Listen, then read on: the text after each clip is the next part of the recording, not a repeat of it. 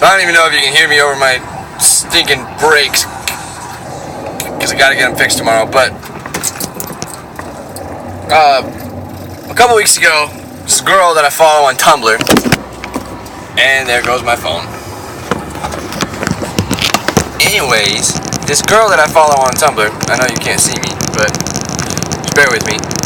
She posted this quote, and I forget who it's by, but it basically said that we kind of render the stars beautiful, even though the fact of it is that we're seeing them because they're already dead. They've blown up.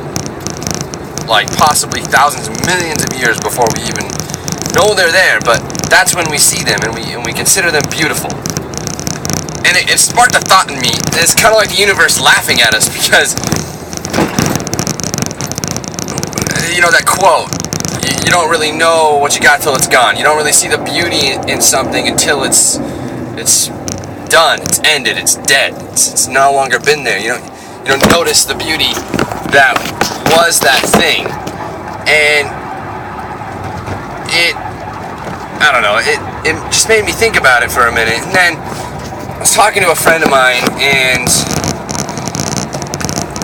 they were talking about how, you know, they don't really know if what they're doing is the right thing because of their past. They let go of something that was horrible, that was terrible to them, but it was so natural by the end of it that they don't really know if it's a good thing. So I thought about that thing again. You know, you don't really think about things until they're gone in that beautiful sense. And I realized there's two types of beauty. There's, when it comes to that, train of thought anyways. There's two types, and one is real. One is truly beautiful.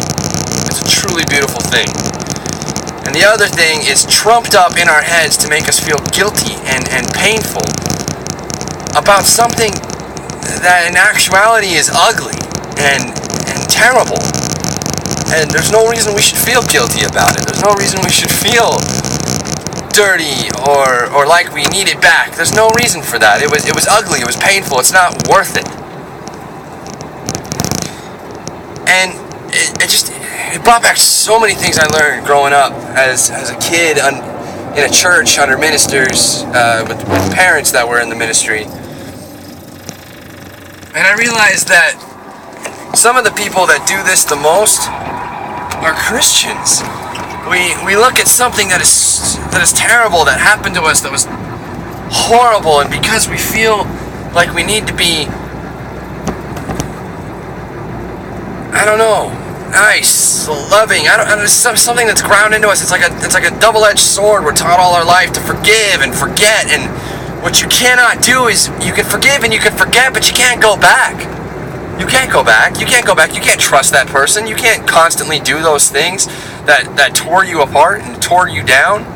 What is the point of that? Like, don't do that to yourself. You are beautiful.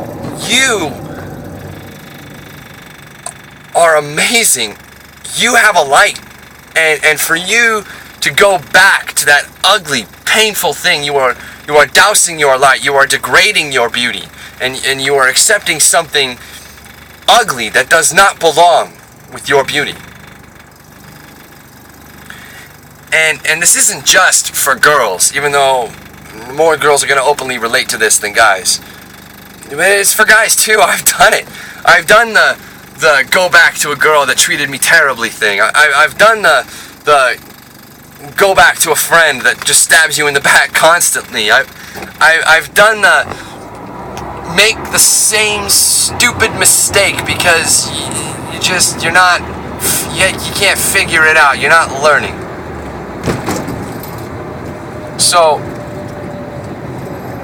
I guess what I'm trying to say is recognize that you are beautiful.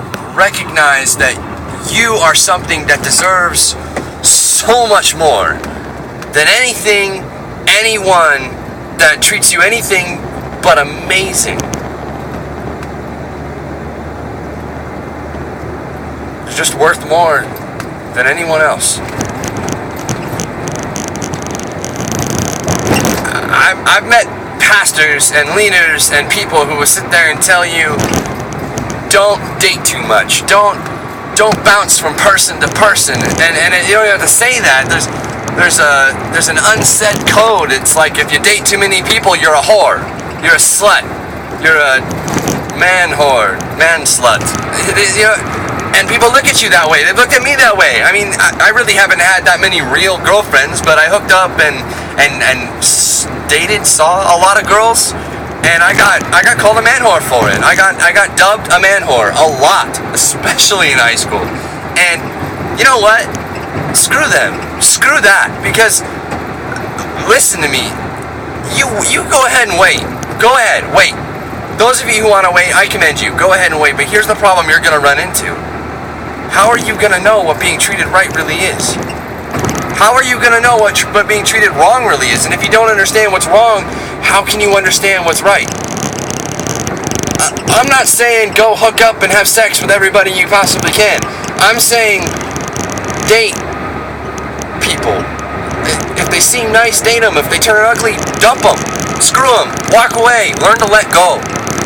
Because your heart can't take it. Your mind might be able to talk you into it and be like, hey, I really, really, really like this guy, even though he hit me last week. No. That's not how it works. That's not what you're supposed to do. You're not supposed to screw your life up like that. All you're doing is scarring your heart, and then when you finally do let go of that person, it's going to be so hard and so painful for you to let the right one in. The one that actually does treat you right. The one that deserves to have you. That's another thing. Deserving to have someone is not based off of it's not based off of your past. It's not based off of their past. It's based off of now. Right now. Like, I've had plenty of friends who's for instance, my best friend, one of my best friends, he just got married earlier this year, and let me tell you something, if she was gonna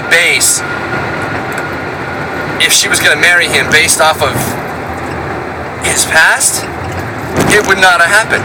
It would not have happened. Same thing with my fiance. We have a beautiful baby girl. If she was gonna let me be a dad based off my past, I don't think she'd really be all that down. But I treat her right. He treats her right. That's what it counts for. There's truth, guys, to that saying. Treat your girl right or someone else will. There is truth to that. Let me tell you, okay, as a guy who's been best friends with a couple of girls growing up, and even now, there have been times where as a best friend who treats that girl amazing, because she's my best friend, and it's a little easier to treat girls right when they're your best friends. They don't really get on your nerves as much, and even if they do, it's not like you're dating them, so who cares? Treat them nice anyways, right? Wrong. It doesn't matter if you're best friends only or if you're dating or not. You treat a girl right no matter what she does. Girls are crazy. Girls don't always say nice things. In fact, they're usually the meanest when it comes to saying things, and they're the most painful. And they're the ones. Girls are just crazy. Girls are nuts. Girls will always screw you up. No matter how well they treat you all the time, no matter if it's the right one or not, girls will always at some point screw you up. They will mess with you. They will push your buttons. But let me tell you something. If you can treat a girl right, no matter how she treats you, you will reap a very, very nice reward, my friend. A very, very nice reward. And I'm not talking about sex, although that is a bonus. I'm talking about a happy woman. There is so much truth to it. Mama ain't happy, nobody's happy. Because it's the truth. I mean, face it. You can be a total dick of a guy, and if your girlfriend ain't happy for longer than like 20 minutes, you ain't happy anymore. It doesn't matter how much you don't actually care about her. You don't even have to love that girl. But if she is miserable, you eventually will also be miserable. It's the truth. So you make girls happy. And guys, this is not a hit on you. Girls, it works the same way. Women are crazy. Men are stupid. Stupid. Men are stupid. And this is why men are stupid. We all have daddy issues. Or mama issues. When a woman has daddy issues, 9 times out of 10, she just gets clingy. She just gets like obsessive over a dude, and that might make her possessive. Guys aren't the same way. When guys have daddy issues, we try to be big man. We try to be the dude on campus. We try to be the fucking shit. Since I'm gonna cuss now, I guess. Apparently, you made it like this long without cussing. Whatever. My point is, beauty is not just in the eye of the beholder, because the beholder might be blind. The beholder might be drunk. Metaphorically speaking, although that works both ways. The beholder might not know what beauty looks like. So how can he tell? How can she tell? How can one really understand what beauty is if one does not understand what ugliness is? So on the first note, don't be afraid to date. Don't be afraid to try new things, to try new people, to give people a shot. But most importantly, don't be afraid to let those people go if they turn sour. Because if you don't, they will run your life. This guy is on my butt right now, and I really feel like slamming on my brakes. But I got no brakes, and if I slam on my brakes, I will probably just crash and die. I'm gonna go now, since I'm done with my rant. I don't know if I'm even gonna post this. But women, you are beautiful. Men, you are beautiful. I know it sounds emasculated to say that, but it's true. Beauty is not a gender-specific thing. And I'm not talking about your physical beauty. I am talking about your inner beauty, your quality as a human being. And everybody, even the assholes, have some beauty in them. And if you can understand the difference between what is truly beautiful and what is truly ugly, and you can understand the difference between what was truly beautiful and what was truly ugly. And certainly, if you can understand the difference between what will continue to be beautiful or what will turn ugly, you have officially understood what it means to love and what it means to be at peace. Because true beauty, true love, no matter how crappy life gets in that situation,